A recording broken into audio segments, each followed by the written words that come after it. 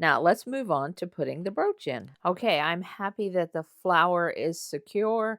The petals are glued together. I could probably add a little bit more glue right there. I think I'll do that as time goes on, but make sure you get a lot of glue all the way around the flower and down in those petals just to keep its shape. Now, fluff it together. This is an example of a little vintage earring. It's a clip-on. You open the clip up, add a big dob of glue, and then just stick that down in there. But I think I want something bigger for the center of this. So let's take this out and here is the vintage brooch that I'm going to use. It has a little bit of flaking on those pearls. It's not a perfect brooch, but oh, is it beautiful? And oh, does it look old-fashioned?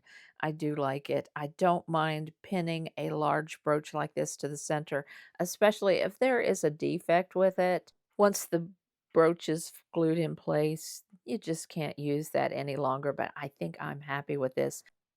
Gluing the brooch in place is very easy. You just load the center with a lot of glue and then put a small portion of glue across the back on your brooch. Now decide how you want it placed. I want it to look like the grapes are drooping down. So there we go. Now just hold it in place. It does take a while for it to get settled in there. And please don't burn yourself. This glue guns can be very, very hot. So fuss with that, make sure it looks good. And remember that glue can sometimes seep to the front.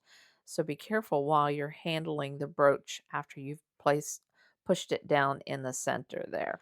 So the glue is cooling.